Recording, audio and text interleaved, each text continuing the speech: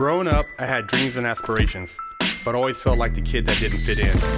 For the most part, I wasn't a bad kid, but when I made the transition into adulthood, I turned to the streets for guidance. This led to getting locked up in juvenile hall, doing time in CYA, and eventually a 120-month sentence in federal prison. I had a lot of time to think and reflect during my federal sentence, so I share with you what I learned, hoping I can positively influence someone else's life with Prison Talk. What's up, everybody? Big Herc, Prison Talk. I'm sitting here with John Paul.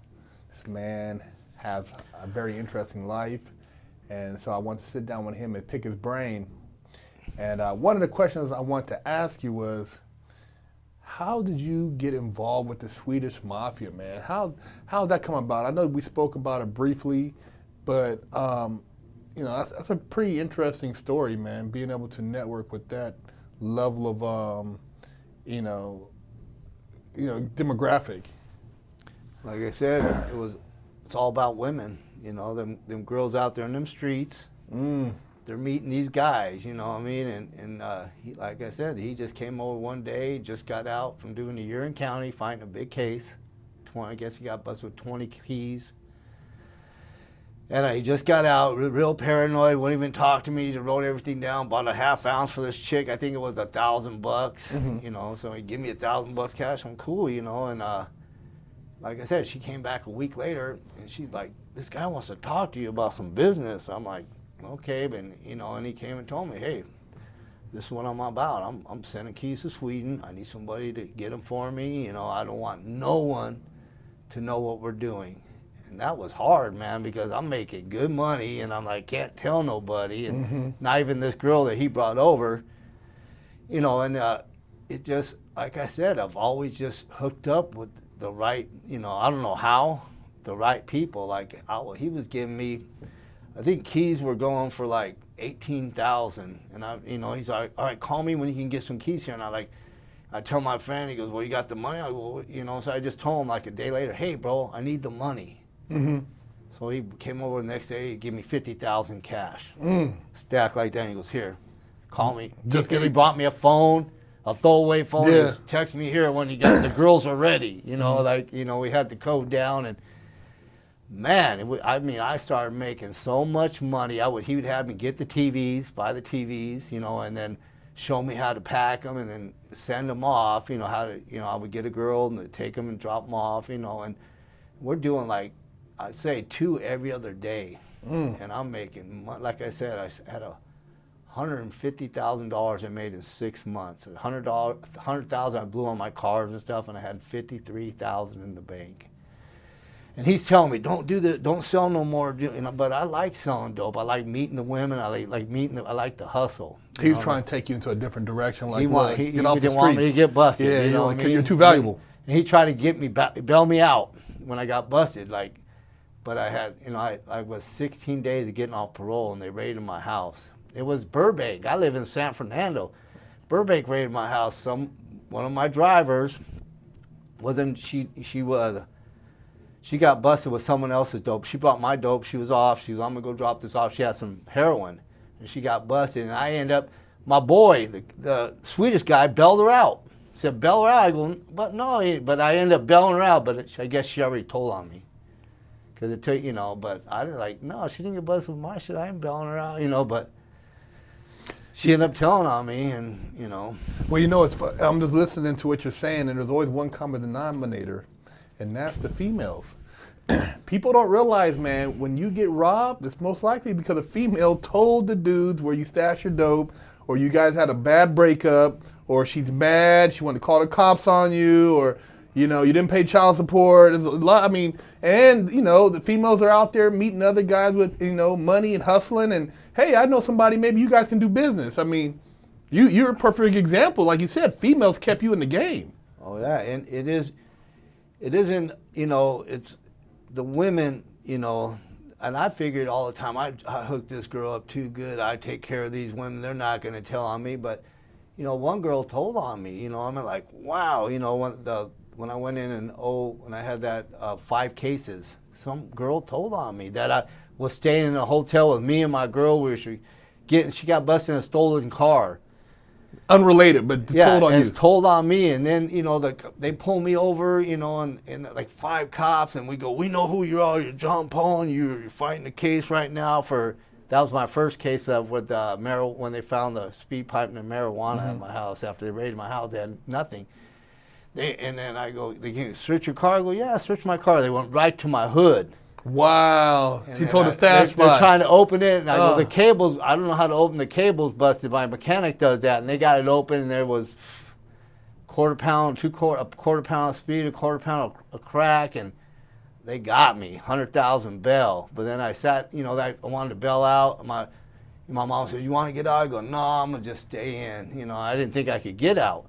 But a week later, I woke up, after sleeping for a week, and I just said, "Get me out!" And I got out. Hey man, that's that dope, man. We go in that dope sleep. He wake up like, "Where am I? Get me out of here!" Yeah, I was in Wayside.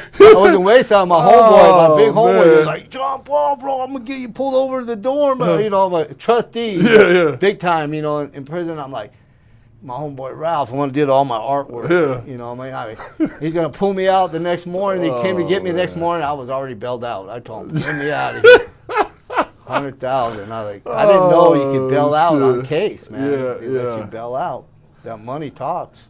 Hey, if you guys take anything from the conversations I have with this man, is stay away from the dope, man.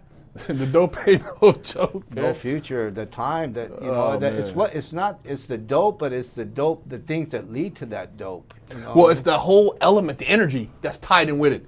It's not even like you said, it's the energy, because it could be 2 degrees of separation, but it's all flows back. I know somebody that knows somebody. Yeah, the dope. I remember I used to meet people in there saying they're the big dope dealer and this and that, and I go, "What are you here for?" "Oh, robbery." I'm going, "Well, why were you robbing somebody if you were selling dope?" Yeah. I know I'd never had to rob nobody. I've been robbed like 11 different times, but I've never robbed anybody for dope. You know what I mean? And it's like, man, you learn from getting robbed. How to have a gun, be ready. I remember when I was in Paris, California. I'm like just smoked a Primo. I got my workers out there. We just ate dinner. I'm in there smoking a Primo. And I said, "Don't let no one bother me." And I heard, whoa, and I'm fucking looking out on my thing. I'm smoking this joint. I go, "What the hell?" I opened the door and pulled down a gun right to my head. And I got the Primo, and I just went like this and hit it. I hit off the patio, and I ran that way. And I hear bang, bang, bang, bang, bang, and I'm like just running. They tried to rob us, but my homeboys jumped in the house, then got the gun. They just had a big old shootout. I ran around the corner to my buddy's house to get a gun. Oh, wow, so they were shooting it up. I'm almost way over there, still hearing gunshots. I'm thinking, oh, everybody's dead, but they did. Oh, you saved the day. We jumped in the house, got our gun, because they got them, Had enough time to get in there. But you learn from the first time I ever got robbed. Man, it was scary. I was selling dope, and I was like, they knocked on the door. It's like 3 in the morning. I go, "Who is it?" "Mark." And Mark's my connection. I'm like, okay, I open the door, and this big old gun in my head, and LAPD, and I'm like, oh shit, I'm busted. Get me in the house. I'm like, I thought they were cops. And it was like 4 in the morning. We're like four of us partying on cocaine. One of my other buddies was there with his cocaine. I'm showing him how to sell dope. He came over, weighed it up. He got his dope. And right before I went to the door, I just put my dope by the door because I thought I was going to sell some. I had like $800 in my pocket. They put us all on the ground. They handcuffed me. They're starting to tie people up. I'm like, what the hell is going on here? I'm thinking, these ain't cops. Yeah. I'm like happy now. But anyway, they got the gun to my head. They kicked me in the balls. They're like, "Where's it at?" And I'm like, they got the money out, like $800 out of my pocket. I go, "Hey, that's mine. Shut up." And I'm like, so I'm just like, what do I do? So I act like I'm having an asthma attack, and I'm handcuffed. And then they go to my homeboy, kick him in the nuts. "Where's it at?" And he like, "It's in the drawer." They give him the other guy's dope. Oh, and man. and I was just so happy that I wasn't going to jail. I told you'll take the robbery. Yeah. My connection, I owed him the money. I just told him, what happened, and he ended up taking care of it.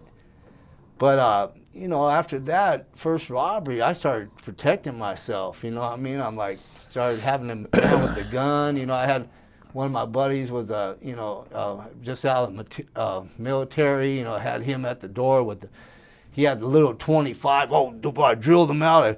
I put what's that stuff they put? Mercury in each bullet with wax on top. He goes, don't worry, this gun is going to stop anybody. Then we got robbed again, Christmas Day, bro. Oh, shit. Christmas night, we all went out and did our thing. We come back home, you know, we're kicking it. My homeboy, we ain't got no dope, you know. And then my homeboy, someone's at their door. Who's it? Don't answer. Who is it? We got a big old board, and my boy, you know, Kenny, he's gone. I don't know where the gun is. I go, don't answer the door. We don't have nothing. And you know, they walked away, and my buddy goes, oh, they walked away, and he opened the door. They came in with a big old shotgun. We jumped out the window, me, my buddy, and my girl. We jumped out you know, and they hit him in the back with the gun. And I told him, don't open the door. And we got out, we jumped in my homeboy's car, ripped around like we were cops on the grass, and you know, they all ran out the alley. But after, you know, it's like, man, that shit's scary, man. I'm not putting myself in. Yeah, horrible. Like I said, 12 times in my life, but the first time is the only time they got something from me. You know, I might be luck. Like that one time in Paris, when they were shooting at me, I'm like, damn, they must be shooting blanks. But then the next day I pull out the Seville, and I got bullet holes in the Seville. I'm like, okay, I guess they weren't shooting blanks.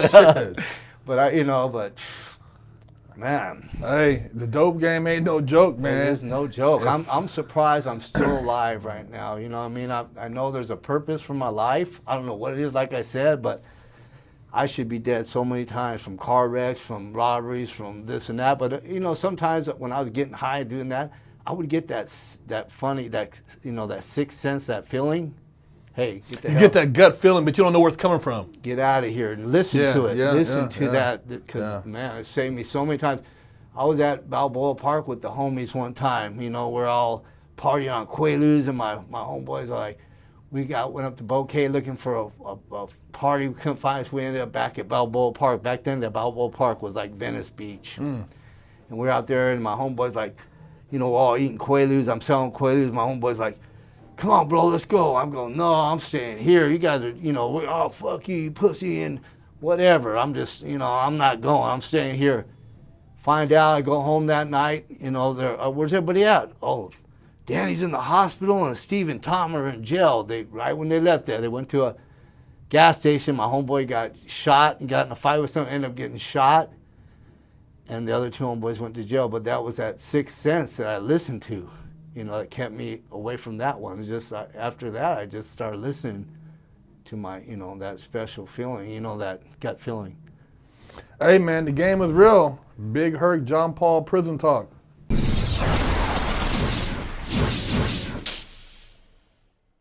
Lockdown's over. Get your yard time in. Exclusively at FreshOutSeries.com.